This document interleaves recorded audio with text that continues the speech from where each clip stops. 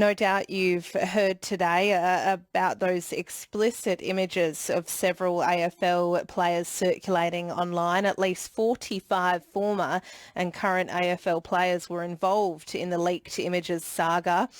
And, well, it appears that a lot of those images aren't actually real and are in fact deep fakes. But does it really change anything if these photos are real or fake? Well, here's the acting e-safety commissioner, Toby Dagg, who was speaking earlier on Mornings. There seems to be a mix of content, but for us, under the Online Safety Act, it doesn't really matter where an image appears to be of a person. It's just as actionable under the Act as if the image were actually of a person. So we are increasingly concerned, of course, about AI-generated deepfakes, but if they purport to show a person in a state of intimacy under the Act, then we can act on that just as effectively as if the imagery were real. There you go. Even fake explicit photos are treated with the same amount of scrutiny. That's Toby Dagg, the acting e-safety commissioner. I thought we'd get the perspective of Paul Litherland, who is a cyber safety educator and campaigner and has been following this case all day. Paul, good afternoon to you. Hi, Dominique. Hope you're well, and hello to all the Southwest listeners. Paul, what do you know about these images? Quite a few of them are sort of older images from some of those players that have sort of continued to resurface, for want of a better word. Others have sort of been created, as Toby just said, sort of deep fake sort of technology. Unfortunately they've surfaced again, and it looks like someone unknown to us at this stage has collated them, for want of a better word, and put that on a Google Drive, or what we call an image board online. I think that we have heard of real explicit images being shared before of high-profile people, but when it comes to deep fakes or these AI-generated images, have you heard of this before happening? Yeah. This is sextortion has increased quite significantly over the last 4 or 5 years, Dominique, and what we're seeing a lot at the moment is even some of our non, I suppose, celebrity sort of victims who are being targeted in this way, and the main difference being with our celebrities is there's so many more photos of them, of their face online, so it's quite easy to Photoshop a head on a naked photo and then send that out there, and it appears to be real. So this is where it's quite concerning for those people who have quite a large online footprint to be exposed in that way. I mean, knowingly taking explicit photos, you do realise there is a chance, especially if you're a high-profile person, that perhaps they might be leaked at some stage. But to have explicit images of yourself that aren't even real floating around on the internet, how concerning is that? It's really worrying, and it's a trend, unfortunately, myself and other professionals in this area are dealing with quite significantly, and it's a shame because as education is so important, and I do get into a number of AFL clubs and talk about how far an image can go, and that's never really private, and I believe we're starting to really turn a corner in that regard, especially with what I do at schools, talking about nudes to kids, to teenagers. We're starting to see a really good shift now in regards to minimising that, but as a result of that, Dominique, we're now having far less availability to sextort people. So most of our syndicates, or a lot of dodgy people, are going, "All stuff, but I'll just take a photo off the internet and Photoshop it.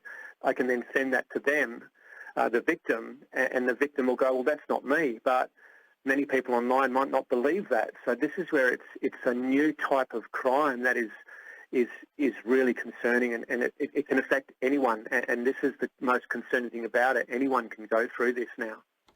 5:15 on ABC Perth and WA. You're listening to Paul Litherland, a cyber safety educator and campaigner who's been following this case today. Explicit images circulating of about 45 former and current AFL players. And some of those photos, as you're hearing this afternoon, are actually AI generated, which means they're not real. It doesn't sound like there's much idea of who's behind it at this stage, Paul. How difficult is it to track down this kind of thing and find people responsible? It is very hard, and this is one of the frustrations I had at Tech Crime as a police officer. You get so many hurdles. Straight away people are using VPNs, which masks their IP address. These image board networks quite often only stay online for 48 hours. They then regenerate a new URL. So trying to trace where it's come from is very, very difficult.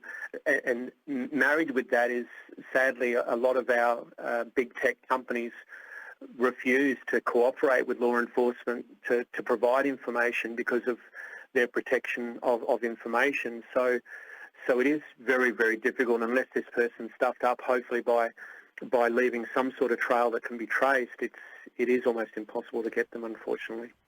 Justin's pointed out on text, Dom, it's amazing how quickly Google can remove content from its platform depending on who's asking.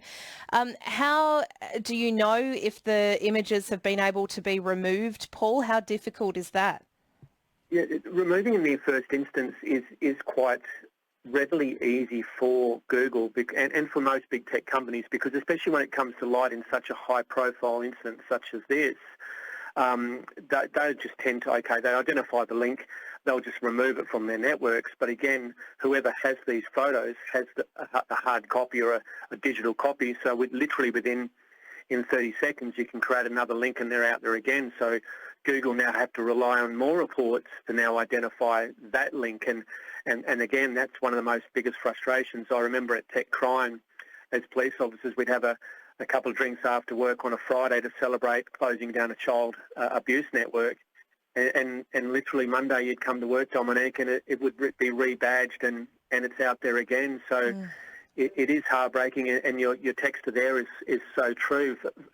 As much as I've been working in the AFL system as a coach and a mentor for 18 years, and yes, these are high-profile players and they've been listened to, but you could also look at the empathy and of the average Joe Blow who's struggling to get stuff off the internet.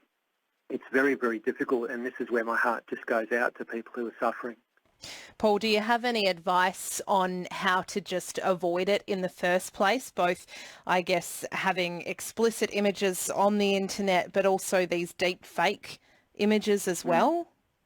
Yeah, it's trying to maintain as much as we can a low profile, a lower online footprint in regards to that, trying to minimise how many photos we have of ourselves in different positions, different facial movements and stuff like that, because the more they can sew stuff in, for want of a better term, into a deep fake software, it looks more realistic. But more importantly, especially with our intimate images, if we are sharing these images, it's important to really think about how far they can go and how really unprotecting the internet is and how unforgiving it can be. And if any of your listeners do go through it, let's just lock down our socials, go off the grid for a few weeks, try to minimise that ability to be seen or identified, and contact the Safety Commission for help, or myself, and hopefully we can help you out, because it is, unfortunately, I get a lot of people say, oh, they shouldn't have done this, they shouldn't have done that, but it's hard because anyone can get caught up in a moment, and the internet's just so unforgiving. So we've got to try and look at ways for these organisations, and big tech in particular, why are they making it so easy for this content to go online? And that's my fight at the moment, to try and get that to change. Paul, I appreciate your time. I just want to end on a bit of a lighter note. Speaking of keeping a low profile, someone has texted in, they obviously know you, but they say, fun fact, Paul started his career as a panel beater, spray painter, before joining the police. They haven't left their name though. Yep. it's hard. It's hard these days, mate. I challenge any one of your listeners to not have some sort of online footprint. It's almost impossible these days. So for me, it's just about trying to get that balance. And I'll leave you with this. Unfortunately, I say this to a lot of my audiences. You won't realise how poorly you are protected by the internet until something goes wrong. And sadly, we all may well experience that in our lives. So it's important to really support those who are going through it. And I thank you guys for the opportunity to continue to be part of your network and to share my voice with you guys. Paul, thank you so much for your time. That's Paul Litherland there. And he is a cyber safety educator and campaigner and has been following this case today of those explicit images circulating of AFL players. 4:20.